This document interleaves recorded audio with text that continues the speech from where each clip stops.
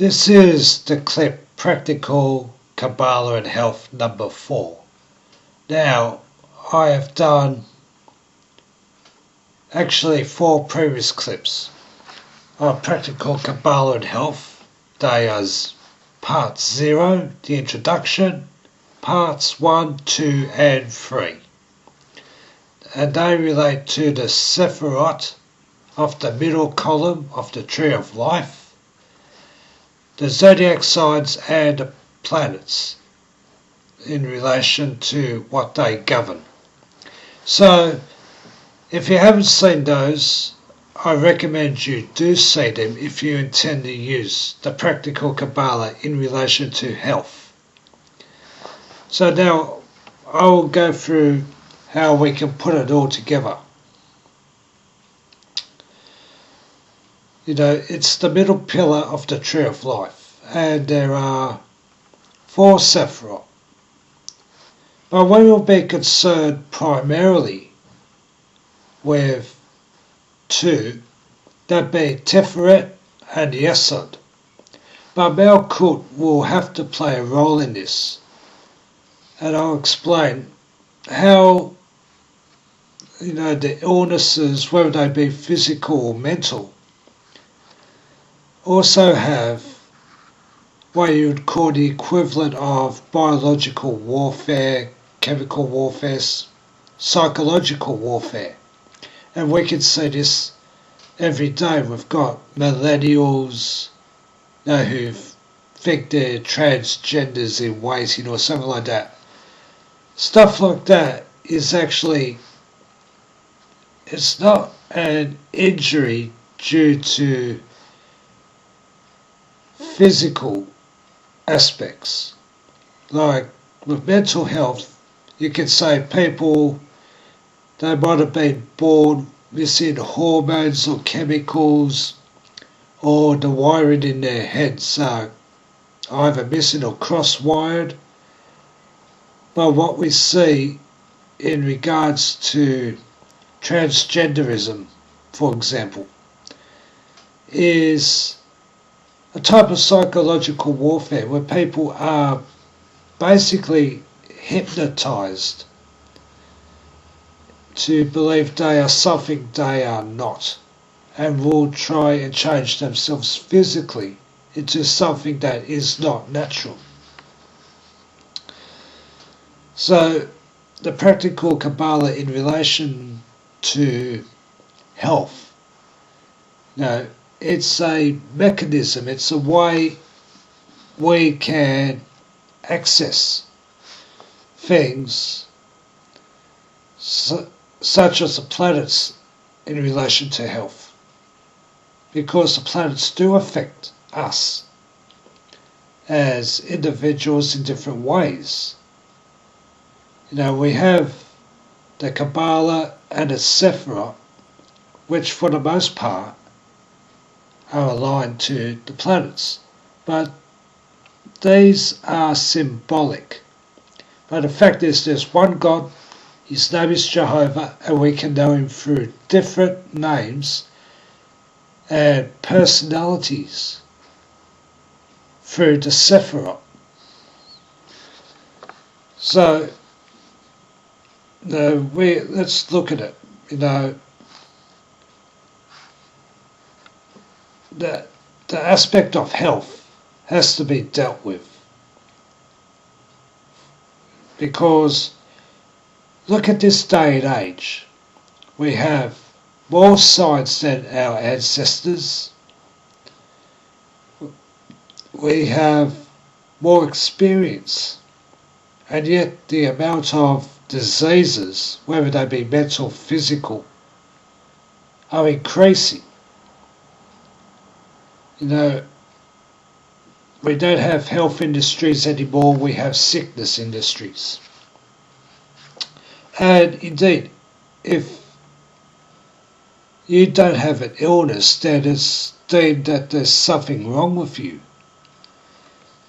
We see pharmaceutical companies, they don't cure anyone, they just make money. And we're dealing with corruption. it is a misery industry. So if they are deemed to be legit, then how can Kabbalah not be deemed legit? It's a matter of comparison. But Kabbalah does not cost you anything. You can talk to God anytime. He doesn't charge you. So let's have a look at situations. And these are affected by our zodiac signs, the planets, and of course God and his various aspects. So I'll look at it this way. Now today, you could have a physical illness which may cause you pain, which makes you take various drugs for pain relief. That clouds your judgment. You go ahead and try and heal yourself quicker by physical force, which compounds your injury, which leads you back to pain medication, which may put you into a type of frustration, which again may exacerbate whatever physical injury you have because of your actions. So look at it as a pendulum. Go back and forth, bouncing between the physical and the mental. Bouncing in between, but eventually the pendulum is going to stop. And with people, when that happens to them, and they're disassociated from both their body and their mental faculties, they just die, whether it's through a combination of poor living, suicide, maltreatment at the hands of the professionals. In fact, these things happen, and these things should not be happening. So let's go through. We've got Tiferet, which is anchored to the sun, which is in the middle pillar of the tree of life. And this can be used to deal with physical disorders. Yesod, which is anchored to the moon, is generally used for mental disorders. Now, if we look at the tree of life, we can see three pillars. The right hand pillar is the pillar of mercy. It's deemed masculine and active. You've got the left hand pillar, which is feminine and passive. And you've got the middle pillar, which is mildness or equilibrium. So we'll just take a look.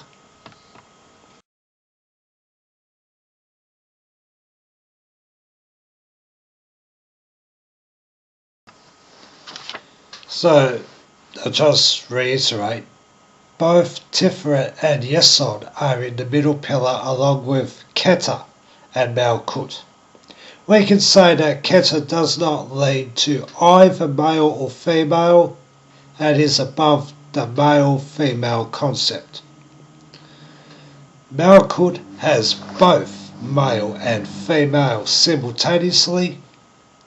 They're separate entities but existed in the same Sephira, because Malkut, the planet for Malkut, is this earth, and there's both men and women, but we can see people trying to change that, and we see it in the physical division of the sexes. So Tiferet can be deemed to be of the masculine, and Yesod can be deemed to be of the feminine.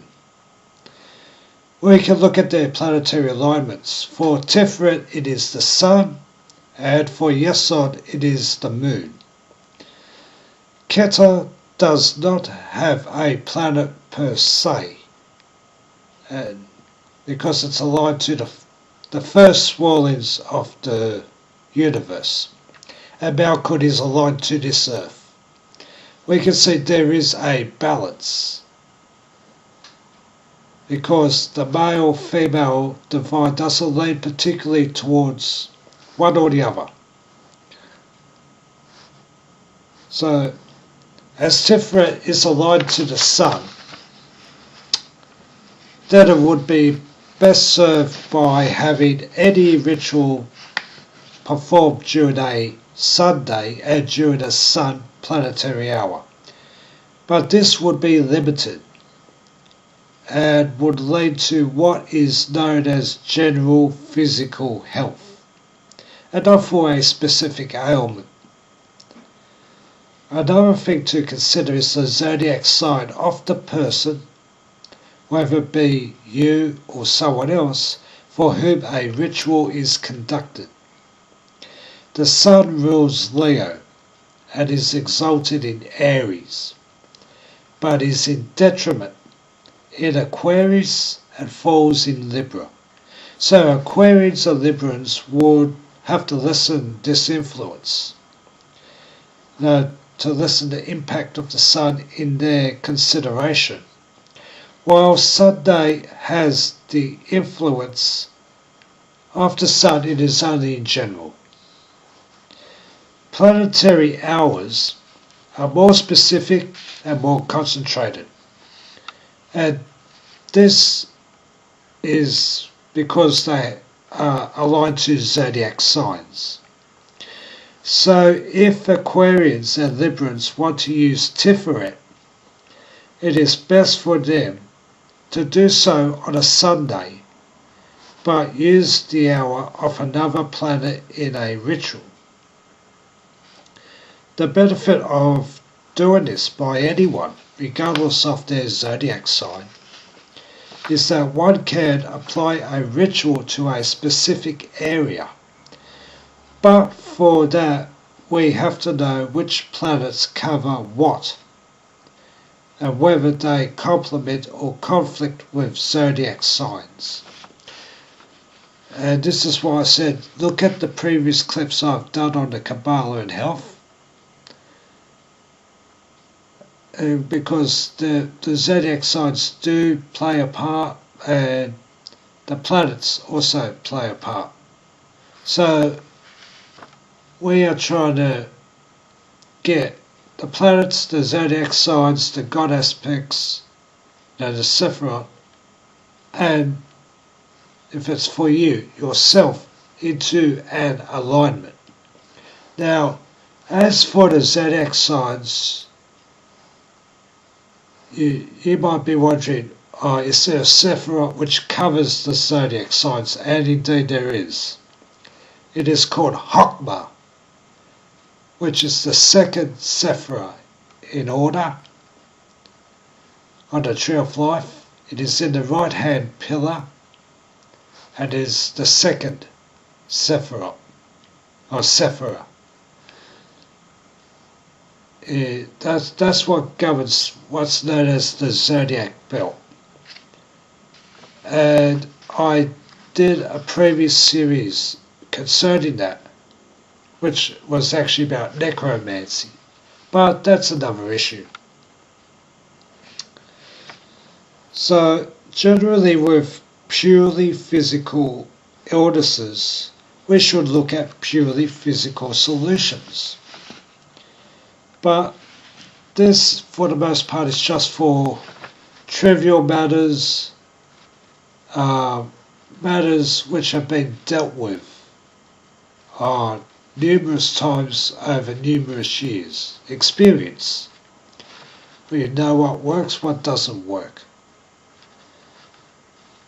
In the event, and I'll be specific about this, in the event of injury or illness, you should get a medical examination from a doctor or somebody with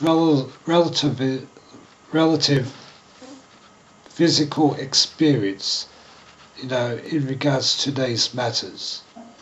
So a doctor, first aid officer, whatever. You have to get a competent diagnosis of what your problem is. There's no point just guessing. So we have like things like cuts, burns, whatever. We've got the physical experience which we can use to deal with these things. But what if, if we're dealing with illnesses such as cancer, leukemia, HIV, AIDS, things such as spinal injuries, which are deemed terminal and unfixable, then using occult magic such as the practical kabbalah, it's the last card in the deck. Also, people with terminal or disabling injuries will also be subject to mental stress because of despair, frustration, a dependence on things such as painkillers, the need to take all sorts of medication, and a combination of all of these things. So this is where you can go downhill through these illnesses and injuries. As far as I know, no mental illness has been cured. None that I know of. And what passes as mental health treatment these days is really just a regimen of pills, visits to psychiatrists, psychologists, social workers, and the problem doesn't go away, it's just contained. But it doesn't go away, it's not cured. So, as far as I'm concerned, practical kabbalah is no less valid than what is occurring now. And nothing is impossible, only improbable. And with Jehovah, the one and only God, all things are possible. So we are really rolling the dice here, but it can pay off.